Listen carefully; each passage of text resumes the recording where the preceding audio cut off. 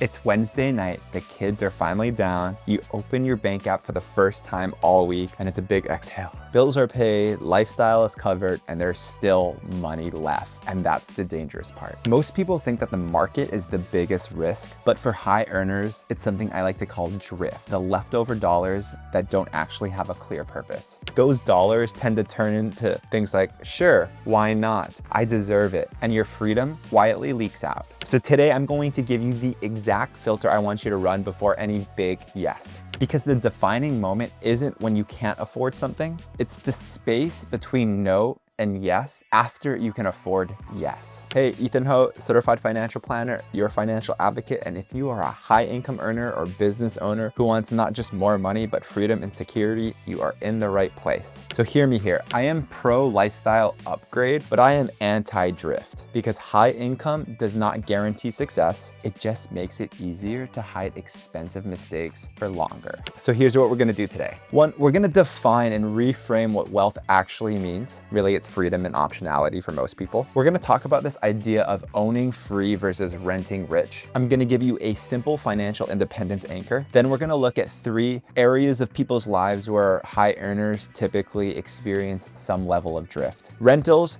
family, giving, and work. Then I'm gonna give you a 5-question framework, call it our Claw Capital framework, that helps stop or curve drift in real time. And if you're gonna remember one thing from today's video, it's that most people don't lose money in the market, they lose it in the gap between we can and we should. So when I talk about drift, I'm not saying you're irresponsible. I'm saying you're not giving every dollar a job. And high income makes drifting easy because you don't feel that pressure to budget closely. Your bills are paid, your needs are met, the lifestyle is fine. And then you get the thought, we have extra. And hear me, extra money without clear purpose tends to lead to wasteful decisions now that don't clearly move your life forward. And here's why drift is so expensive. It doesn't just cost you dollars, it costs you years of your life. Let's tell the truth here. People tend to not want money because they love money. They want money because they want freedom and optionality. The ability to choose, to pivot, to walk away, to not be stuck. And real wealth is a life funded by assets, not labor. That is owning free. Renting rich is when your lifestyle is financed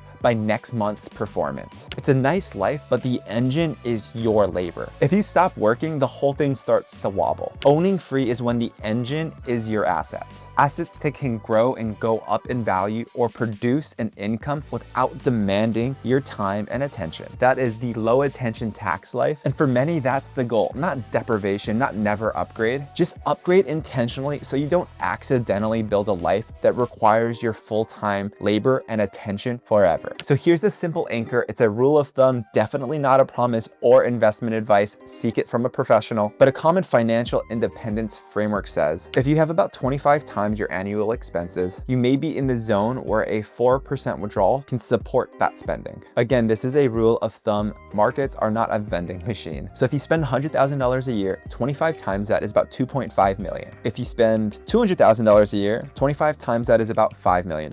So here's the gut punch I want you to hear. That extra $10,000 a year of annual spending that you barely noticed isn't just $10,000. It's roughly $250,000 more that you need to build in wealth to buy your freedom. And this drift, it doesn't just raise your baseline once, it raises it quietly on repeat. That's why I'm not here to fight you about lattes. I'm here to fight you about the big yeses or the accidental yeses that change your baseline and assess that attention tax. Okay, quick personal story. I got an unexpected bonus once and it didn't feel like income, it felt like found money. So I did what drift loves and I went just looking and I bought a motorcycle. I'm not here to shame motorcycles. I love motorcycles and the skill of knowing how to ride one. But that purchase, it didn't come from intention, it came from momentum. Surprise money shows up and your brain goes, upgrade. No filter, no big outcome with intention, just emotion in that moment. And that's what I hope we can fix today. Here's a scene that might be painfully real. It's not that you're broke, it's that you're locked in. Mortgage, 2 car payments, childcare or school costs, subscriptions you forgot existed, a couple we deserve it reoccurring charges that are now basically bills, and then you have a down quarter. A client pauses, a deal slips, income dips 20% for a season, and suddenly you realize you're not buying a nicer life, you're buying a life that requires you, your work, and your energy. That's the golden handcuffs baseline, or that lifestyle creep.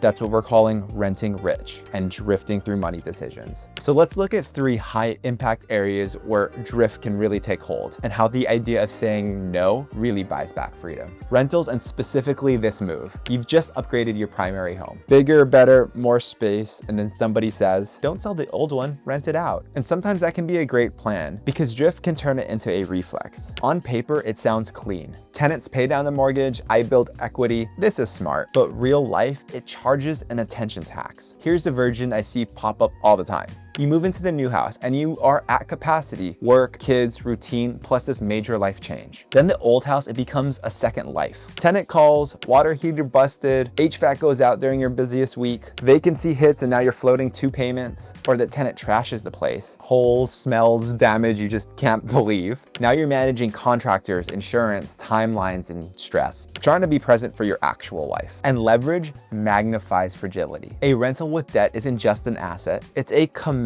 that can demand cash and attention at oftentimes the worst times. So here's the freedom play, and it's not sexy. Sometimes the correct decision is, no, we're not becoming landlords just because we can. Sell it, take the equity, simplify. Lower that attention tax. I'm here to tell you, owning free beats renting rich. Let me say it in a different way. An asset that steals your peace and mental bandwidth may not be a freedom asset. I've seen people making an incredible income who still feel financially stuck because their assets are not just assets, they're obligations. 2 properties, both leveraged, both with constant issues. When we simplified and refocused on low attention assets and a higher savings rate, the biggest change wasn't just the math, it was the mental space. They stopped waking up to money problems they didn't schedule, and that's an example of owning freedom. So the second area I want to talk about here is giving to family and especially kids. This is emotional, so hear me. I'm not saying don't help, I'm saying help with intention, not drift. So here's a hard life lesson and a real story. I've seen a high income earning parent with an adult kid who's getting back on their feet. So the parent covers rent for a few months, then a car issue, then credit cards, then another fresh start. Every time consequences show up, money shows up from the parent to erase them. And then the parent is frustrated. Why aren't they growing up? Because you're paying them to stay the same. This could be an example of where no actually buys freedom, not just for you, but for them as well. Because money without structure does enable bad behavior. It may show them that life is negotiable and that somebody else is going to handle the bill, that the responsibility is not on them. So the wealth move is a policy. Maybe you'll fund education, not lifestyle. Maybe you'll match what they earn. They will help with a plan, not a rescue. Maybe it's a one-time reset, not an ongoing bailout. And if you're married and money becomes the apology for being too busy, well, I would consider that drift too. Spending becomes emotional regulation. You buy peace in the moment, but lose freedom long term.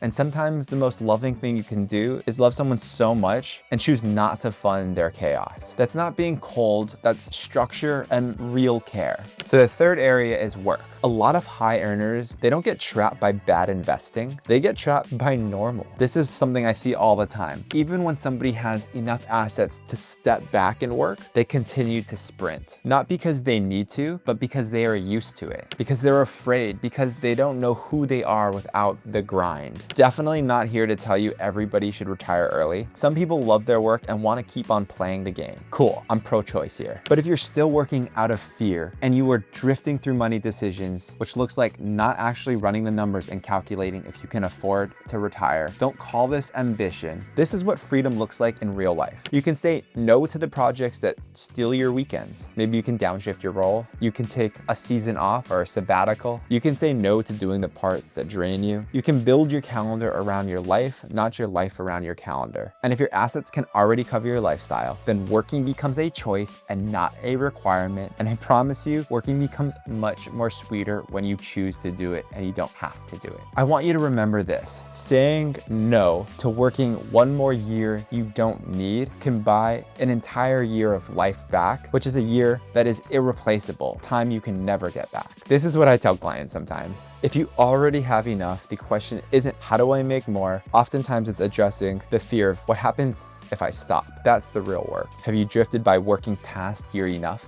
I've seen people who could downshift. The numbers were there, but they struggled to give themselves permission. So we built guardrails. We had clear spending rules and we had a plan for volatility. For them, they didn't quit life or abandon ambition. They just stopped sacrificing time to fear, and their stress dropped faster than their spending ever could. Quick gut check. Do any of these ones specifically resonate with you? Do you drift on lifestyle upgrades? Have you drifted into landlord decisions? Have you drifted in family giving to kids or spouse or parents? So here's the mechanism that ties everything together. The goal isn't to say no to everything. The goal is to stop saying yes by drift, because every yes is also a no. Yes to higher baseline is no to optionality. Yes to complexity is no to peace. Yes to normal could be no to freedom. Drift is expensive because it hides the trade. So let me give you the tool. So before any big yes, a lifestyle upgrade, renting the house, helping a family, or deciding to work or not work another year, run the money filter. 1, what am I actually buying? Not the object, but the outcome. Convenience, status, peace, belonging. I did another video diving deeper on this idea. Take a look if you want. 2, is this a one-time choice or a baseline raise? If it's reoccurring, it's not just a purchase, it's a lifestyle contract that comes with a carrying cost. 3, does this move me to owning free or renting rich? Is this purchase more funded by assets or dependent on my labor? 4, what's the attention tax and true carrying cost? Time, decisions, maintenance,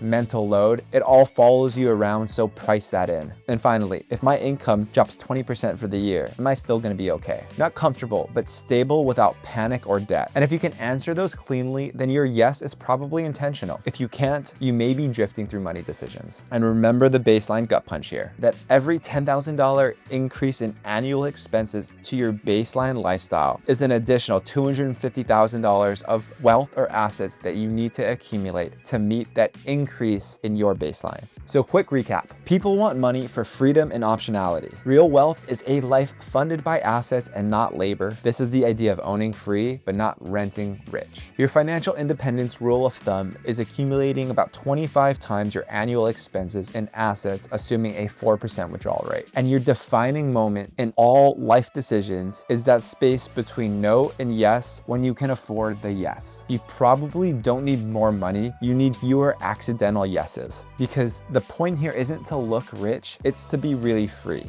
Now let me know in the comments below, where is drift creeping in for you right now? And what other things that you guys would be interested in hearing about when it comes to financial planning? And if you guys are interested in taking next steps and getting help in creating a money system or plan that supports your needs, allows you to retire, and frees up your mental bandwidth and attention so you can focus on the things that matter most to you, take a look at my website, use the link in the description below to schedule something, and I look forward to chatting with you. See you in the next video.